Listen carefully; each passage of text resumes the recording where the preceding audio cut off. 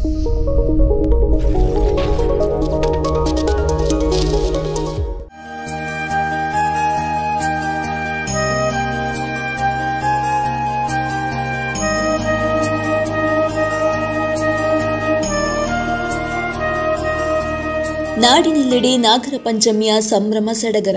ಕಲಿಯುಗದ ಜೀವಂತ ದೇವರು ಎಂದು ಆರಾಧಿಸುವ ನಾಗದೇವರಿಗೆ ಪಂಚಮಿಯ ಈ ಶುಭ ದಿನದಂದು ಬಂಟ್ವಾಳ ತಾಲೂಕಿನ ವಿವಿಧ ಕಡೆಗಳಲ್ಲಿ ಹಾಲೆರೆದು ಪೂಜೆ ಸಲ್ಲಿಸಿದರು. ದೇವಾಲಯಗಳಲ್ಲಿ, ಮಠ ಮಂದಿರಗಳಲ್ಲಿ ಕುಟುಂಬದ ನಾಗದೇವರಿಗೆ, ಜಾಗದ ನಾಗದೇವರಿಗೆ, ಗ್ರಾಮದ ನಾಗದೇವರಿಗೆ ಹೀಗೆ ಬೇರೆ ಬೇರೆ ಹೆಸರಿನಲ್ಲಿ ಬೇರೆ ಬೇರೆ ಜಾಗದಲ್ಲಿ ನಾಗರ ಪಂಚಮಿ ಆಚರಣೆ ನಡೆಯಿತು. ವಿಶೇಷವಾಗಿ ಹಾಲು, ಗೆಂದಾಳಿ ಸಿಯಾಳ, ಹಿಂಗಾರ, ಕೇದಿಗೆ ಹೂ, ಸಂಪಿಗೆ ಹೂಗಳನ್ನು ನಾಗದೇವರಿಗೆ ಭಕ್ತರು ಅರ್ಪಿಸಿದರು. ಪುರೋಹಿತ ವರ್ಗದವರಿಂದ ನಾಗದೇವರಿಗೆ ಪೂಜಾ ವಿಧಾನಗಳು ನೆರವೇರಿತು.